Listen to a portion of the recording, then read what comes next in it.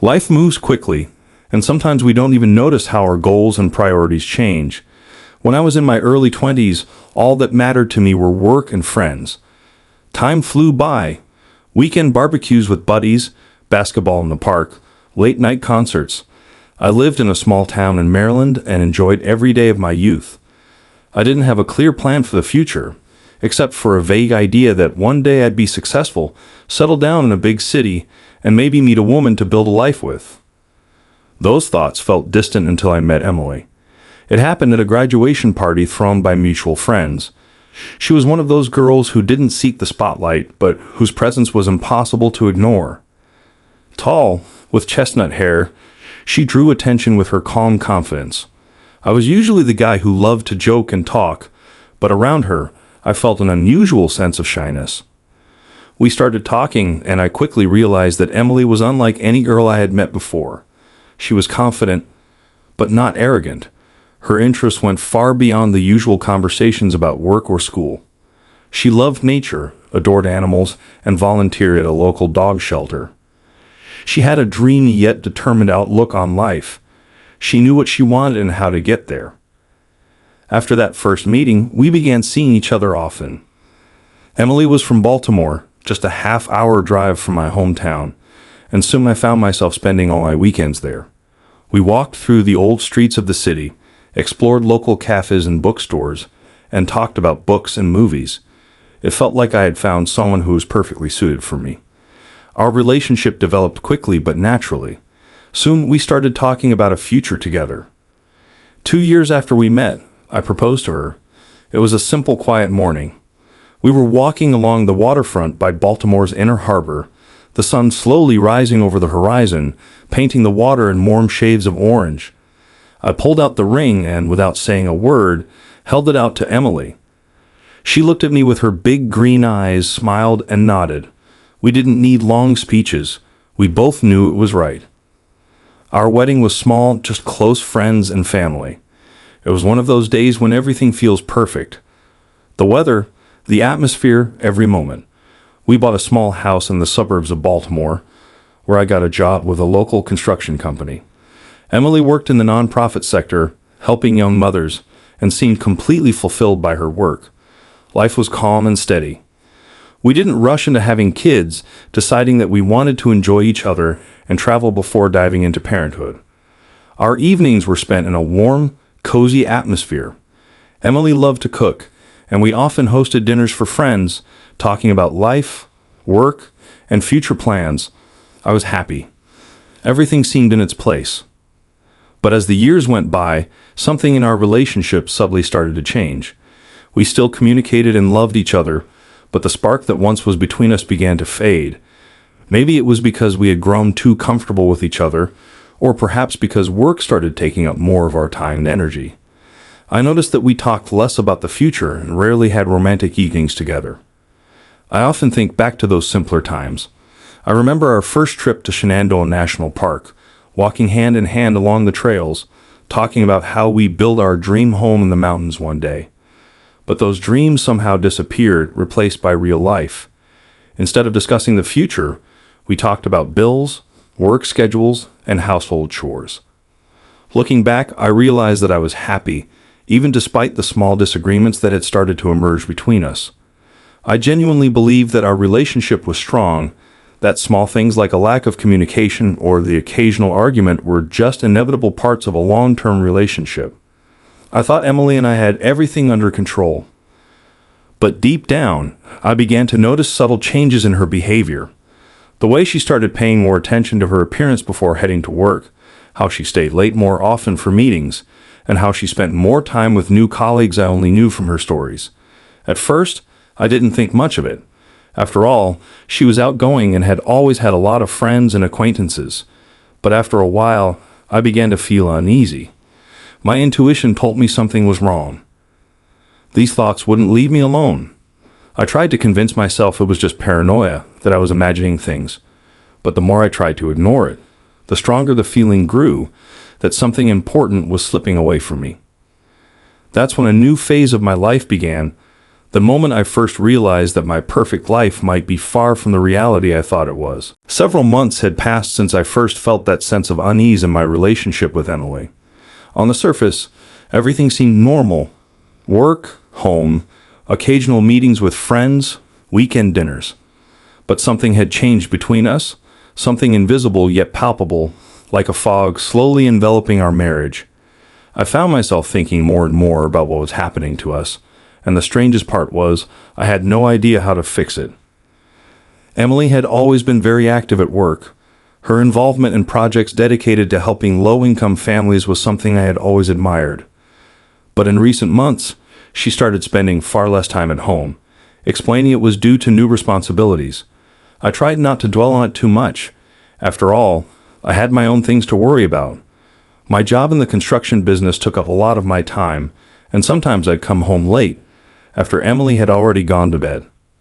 However, she started being away in the evenings more often, citing work meetings and events as the reason. We continued living our lives, but we were spending less and less time together. Our dinners, once an important part of our connection, had turned into quick meals. Emily would leave for work early in the morning and come home late at night, often without explaining where she had been or what she'd been doing. At first, I didn't think much of it. She had always been deeply invested in her work, and I trusted her. But over time, small details started to surface, details that were impossible to ignore. She stopped telling me about her work, something she used to enjoy sharing. Her phone, which used to sit casually on the kitchen counter or in the bedroom, was now always with her, and sometimes she even took it into the bathroom. It was strange, but I didn't want to bring it up. I was afraid I might ruin everything by showing distrust. One evening, as I sat in the living room trying to focus on work, Emily came home late. She was in a great mood, smiling, and I thought maybe she was just tired of the daily grind, and perhaps I was imagining things. I decided to approach her and suggested we spend the evening together, like we used to. But her response was unexpected. "I'm really tired, maybe tomorrow." This wasn't the first time she had postponed our plans. I began to realize that something had changed, something in her behavior, in the way she looked at me. I couldn't ignore the strange feeling that was slowly taking over my thoughts. Outwardly, we were still the same couple our friends admired. We still went out, hosted dinners for friends, but it felt like a performance. I felt like I was losing my connection with Emily. Occasionally, she would turn away from me in bed, and I'd see her checking her phone, thinking I was asleep. I began to wonder what was happening behind the scenes of this seemingly perfect life. One morning after Emily left for work, I couldn't resist checking her computer. There was nothing suspicious. Her emails were deleted, her browsing history was cleared. This only heightened my anxiety. She used to leave her work notes and projects out in the open, sharing her ideas with me. Now, everything related to her work and personal life was a closed book. One evening when Emily came home, I finally decided to ask her directly. I asked if everything was okay, if there was something going on that I should know about. She answered in her usual tone, "Of course, everything's fine, it's just that work has been really exhausting." But her words didn't comfort me. There was something in her voice, in the expression on her face, that felt unfamiliar. I felt like a stranger in her life, as if an invisible wall had risen between us. A few days after that conversation, I noticed that Emily started paying more attention to her appearance before going to work. She had always been well-groomed, but lately, her efforts seemed more intense. New clothes, a different style of makeup. I decided not to bring it up again, fearing I'd come across as suspicious or jealous. But the anxiety kept growing. I decided to share my thoughts with my friend Tom, who I'd worked with for years. Tom was one of those people you could trust with anything. We met after work at a local bar where we usually hung out on Fridays. At first, I talked about everyday things, but then I shifted to the topic that had been bothering me for weeks. "Tom," I began, "have you ever wondered if someone you love might be hiding something from you?" He looked at me carefully, took a sip of his beer, and asked, "You mean Emily?" I nodded and told him about all the strange things I'd noticed lately. Tom was reserved, but he said, "Look, maybe she's just stressed at work. Sometimes people act differently when they're under a lot of pressure. But if it's really bothering you, you need to talk to her. I knew he was right, but something in me resisted having that conversation. I wasn't sure if I was ready to hear the truth, whatever it might be. I didn't know how I'd handle whatever was lurking behind her new behavior. Weeks passed, and I sank deeper into my suspicions. Sometimes Emily stayed late at work without letting me know in advance. There were moments when she came home and seemed completely distant. I tried to stay calm, not to ask too many questions, hoping it was just a temporary crisis that would pass. But deep down, I knew something serious was happening, and I had to figure it out. Then one evening, when Emily was once again out late at a work meeting, I made the decision I never thought I would. I had to find out the truth, no matter how painful it might be. With each passing week, the sense of anxiety grew, like a dark cloud looming overhead that refused to go away. Emily was staying late at work more frequently, and our conversations were becoming shorter and more superficial. We were spending less and less time together, and I couldn't understand why. We had always been that couple our friends admired. Stable, strong, the kind of couple that people thought was forever. But now that appearance of stability felt like nothing more than an illusion. One Saturday evening, when Emily left again for yet another meeting with colleagues, I couldn't take it anymore. We had planned to spend the evening together, but at the last minute, she told me that something had suddenly come up at work and she had to go. I watched the door close behind her and felt like I could no longer stay in the dark. Thoughts began swirling in my head. What if I was right? What if she was really lying to me?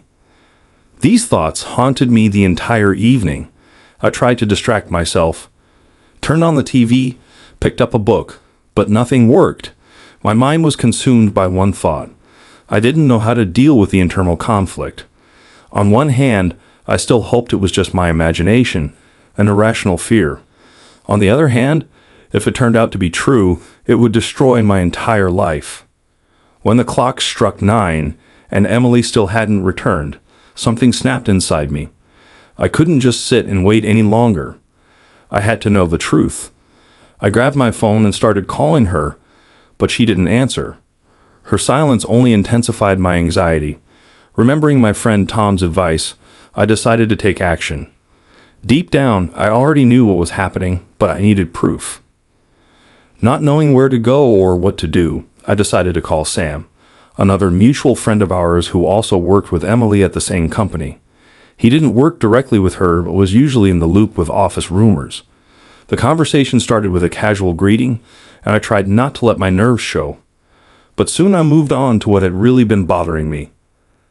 Sam, do you happen to know who these new colleagues of Emily's are, the ones she's been staying late with so often? I tried to sound calm, hiding my panic.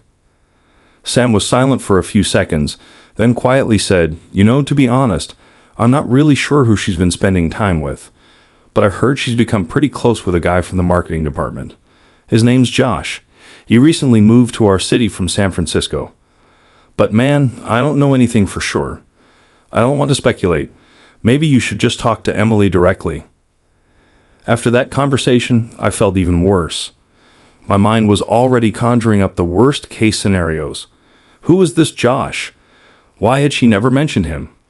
Why did her late work nights start around the same time he showed up? An hour later, still lost in my thoughts, I noticed her tablet lying on the kitchen table. She usually used it for work and always put it away, but today, she must have forgotten. My heart started racing, and I felt like this was the moment of truth. I didn't want to invade her privacy, but a voice inside told me I had to. The tablet was locked, but I knew her password. It hadn't changed since our wedding. I opened her email and began scrolling through the messages. For the first few minutes, I found nothing unusual. But then one email caught my attention. It was from Josh, that colleague Sam had mentioned. The subject line was innocent enough. Project discussion. But when I opened it, the contents were far from work-related. There were photos, pictures of Emily and Josh, taken at a cafe, sitting close to each other, exchanging smiles and glances. At the bottom was a short message from Josh. Looking forward to our next meeting, my sweet. My heart sank. It felt like a punch to the gut. I couldn't believe my eyes. Everything I had been trying to ignore was suddenly a harsh reality. I closed the tablet, feeling a wave of anger and pain rise inside me. It was like my entire world had collapsed in that moment. My hands were shaking, and I didn't know what to do next. I sat in the kitchen in complete silence, trying to process what I had just discovered. 1,000 questions swirled in my head. How long had this been going on? Why had she lied to me? What was I supposed to do now? As the clock neared midnight, I heard the sound of the front door opening. Emily was home. She walked into the kitchen, saw me sitting there, and smiled as if nothing had happened. "You're still up?" she asked, taking off her coat and walking toward me. But I couldn't hold back any longer. All the emotions I had been bottling up came rushing out. "Emily, who were you with tonight?" I asked sharply, looking her straight in the eye. She stopped in her tracks as if hit by something.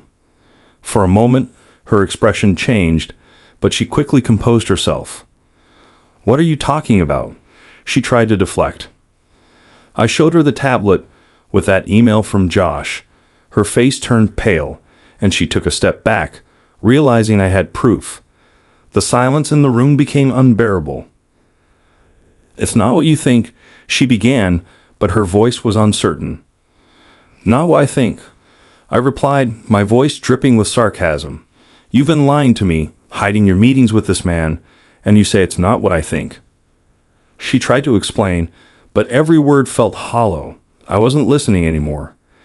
In that moment, I knew that our life would never be the same. The perfect marriage I had believed in had been a lie.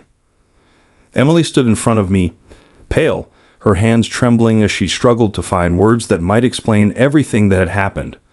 But by that moment, I no longer wanted to hear her excuses. I felt that every answer she gave only made things worse, turning the pain into anger. "You don't understand. Josh and I are just," she began, but I cut her off. "Just what?" My voice was louder than I had expected. "Just friends? Just colleagues? Do you really expect me to believe that after everything I've seen?" Her face darkened as she realized she could no longer hide the truth. Emily stepped back and sat down on a chair, covering her face with her hands. I stood there, motionless, waiting for a response, staring at her. Inside, everything was boiling. Hurt, betrayal, and strangely enough, a flicker of hope. Hope that somehow this could still be explained. Finally, Emily lowered her hands and looked at me. Her eyes were full of tears, but it no longer seemed to matter to me. "I never thought it would go this far," she began in a quiet voice. "At first, it was just conversations. We talked about work, personal things, but he made me feel something I hadn't felt in a long time." Her words hit me like a knife.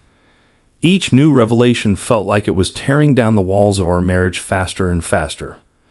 "Are you saying I can no longer give you what you need?" I asked, my voice filled with despair masked by anger. She shook her head. "No, it's not that. I love you, Jack. But after so many years, I got lost." Josh was new, exciting. He saw something in me that I hadn't seen in myself. I got confused. The words new and exciting cut deep. I tried to stay calm, but inside I was seething. "Confused?" I repeated. "Were you confused when you started seeing him? When you began hiding it from me?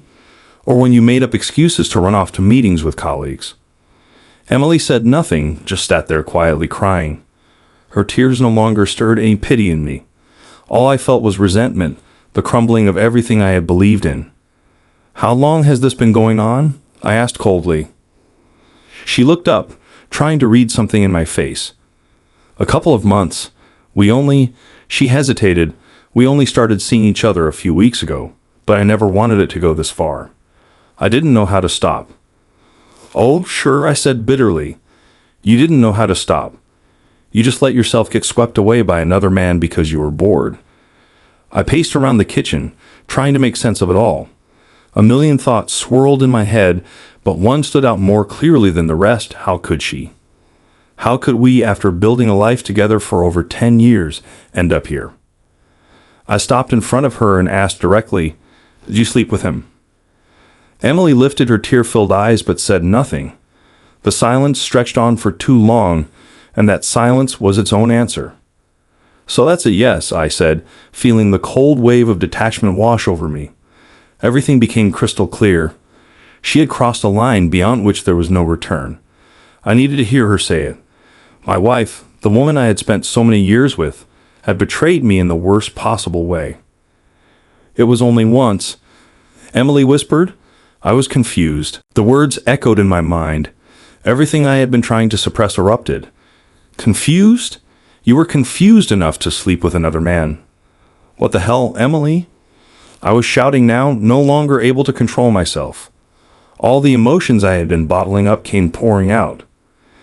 Emily stood up, walked toward me, and tried to take my hand.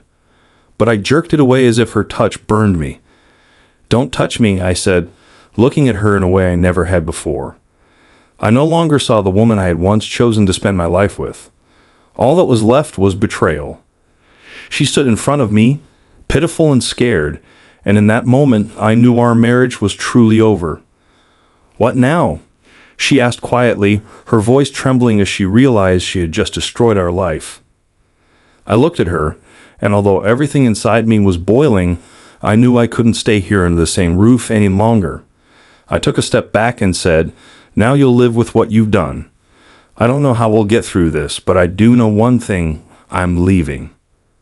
She froze, as if not believing my words, but I didn't wait for her reaction. I walked past her, out of the kitchen, and headed for the door. The life I had spent years building collapsed in a single evening. Jack, wait, she pleaded, but I didn't stop. I closed the door behind me and stepped out into the cool night air. I felt empty. Ahead of me lay uncertainty filled with disappointment and pain, but I knew one thing for sure. I could never go back to the way things were. I got into the car, started the engine, and drove away from the house that now felt foreign to me. I didn't know where I was going, but one thing was clear. This chapter of my life was over, and I had to figure out how to start a new one. A week had passed since the night I learned the truth about Emily's affair. After I walked out of our home, I stayed in a motel on the outskirts of town. It was a cheap place, certainly not suited for a long stay, but I needed something temporary. I couldn't go back home, not yet at least. Emily's words, her excuses, her tearful eyes still echoed in my head, but I couldn't listen to her anymore. Every morning I woke up with a heavy heart. For the first few minutes as I opened my eyes, it felt like it had all just been a bad dream.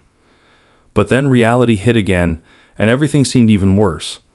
The life I knew had fallen apart, and I couldn't figure out how to deal with it. At work, I tried to keep it together. My colleagues noticed something was off. But I didn't want to explain. Talking about it out loud felt too painful. I threw myself into projects, taking on more work than necessary, just to avoid thinking about what was happening in my personal life. But even work couldn't fill the emptiness that had taken hold of me. Every time I returned to the motel, I replayed that night in my mind, the night I found out about the affair. One evening, my friend Tom called. He was one of the few people who knew about the situation. I had told him the truth right after I left the house, and he was one of those who supported me. We arranged to meet at a bar near my work to have a drink and talk. When I arrived, Tom was already sitting at a table with a bottle of beer and 2 mugs. He looked at me sympathetically, but didn't say anything. We sat in silence for a few minutes, just appreciating the quiet. Finally, Tom spoke. Jack, have you thought about what you're going to do next? I shook my head. No, I don't know what to do. On one hand, I feel like I can't forgive her. But on the other hand, I trailed off, unsure how to continue. You still love her, Tom finished for me. I nodded, feeling a sharp pain in my chest. I know she cheated. I know it's betrayal. But part of me is still holding on to the memories, to the life we built together. I thought Emily and I were forever. I don't understand how this could happen. Tom took a sip of his beer and looked at me carefully. I'm not going to tell you what to do, Jack. You have to decide for yourself if you can live with it or not. Some people forgive, others don't. But you need to think about yourself. If you can't let it go, there's no point in staying in the relationship. Those words stuck with me for days. Tom was right. I had to decide whether I could accept what had happened or if I needed to move on. A couple of days later, I called Emily. I didn't want to, but I knew I couldn't avoid the conversation forever. She answered right away, as if she had been waiting for my call. "Jack, thank you for calling." Her voice was quiet but anxious. "I've been hoping you'd give me a chance to talk." "Emily," I began calmly, though inside I was seething. "I don't know what to say. I can't just forget everything that happened. You destroyed everything I believed in." She started to cry. "I know, Jack. I know I ruined everything. I made a terrible mistake. But please give me a chance to make things right. I'll do anything to win you back." Her words sounded sincere, but at that moment, I didn't know if I could believe them. After betrayal, trust is shattered instantly, and rebuilding it is almost impossible. "I need time," I said, trying to keep my emotions in check. "I can't make a decision right now. We both need time to think. I'm not ready to come home." Emily sobbed, but agreed. We arranged to meet the following week to talk face to face. I didn't know what that conversation would bring, but I knew it was inevitable. Over the next week, I thought a lot about what I should do. I talked to Tom, to my mom, even to some colleagues without going into details. They all said the same thing. You have to decide if you can live with this. But no decision came. When the day of the meeting with Emily arrived, I was on edge. We agreed to meet at a small cafe downtown, the same one where we had our first dates. It had always felt like a special place, but now it only brought bitterness. Emily was there first. She sat at a table by the window, turning a coffee cup in her hands. When I walked in, she looked at me anxiously, but I didn't see the same confidence in her eyes. She had changed. I sat down across from her, and for a few minutes, we sat in silence. Finally, Emily started to speak. "Jack, I know there's no excuse for what I did. I'm not asking you to forget or forgive me right now, but I want to try to fix things. If you're willing, I want to fight for our marriage." I looked at her long and hard, trying to figure out if there was anything left in our relationship worth saving. I saw the woman I had once loved, but now she felt almost like a stranger. We had both changed, and I didn't know if we could ever go back to who we were. "Emily, I don't know if I'll ever be able to trust you again," I said at last. "I don't know if we have a chance, but if you're truly willing to try, I'm willing to give you one chance. Just one." Her eyes filled with tears, and she nodded. It was the beginning of a long journey, and I wasn't sure if we would make it. But in that moment, I decided to try, if only for the sake of the years we had spent together. It's been a month since I decided to give Emily a second chance. It wasn't an easy decision, and every day I felt my emotions swinging from doubt to hope and back again. We both knew it wouldn't be easy to get things back to the way they were, but we decided to try. Seeing a marriage counselor became our first step. We agreed to attend sessions once a week to try to find answers to the questions we had been too afraid to ask each other for a long time. In the first few sessions, the therapist, a perceptive older woman, gave us assignments, talking about our feelings, emotions that had long been locked away. She pushed us to start trusting each other again. But the truth was, I wasn't sure anymore if I really wanted to rebuild that trust. Emily was trying her best. She no longer stayed out late and spent every evening at home, trying to create a sense of normalcy. She cooked dinners, we watched movies, and even took walks in the park on weekends. But there was always a tension in the air. It felt like a performance, a play where we were both playing our roles. I saw her efforts, but there was still a scar on my heart. I couldn't stop thinking about what she had done, and it hung between us like a wall. One evening, after an especially tough day, I sat on the couch, exhausted from work and endless thoughts. Emily came over, placed a hand on my shoulder, and quietly asked, "Do you still want to try this, Jack? Or are we just fooling ourselves?" There was no accusation in her voice, only sadness. I knew she had been asking herself that question for a while, but was afraid to say it out loud. I looked at her and stayed silent for a long time. In that moment, despite all our efforts, I finally realized that there was no real way back.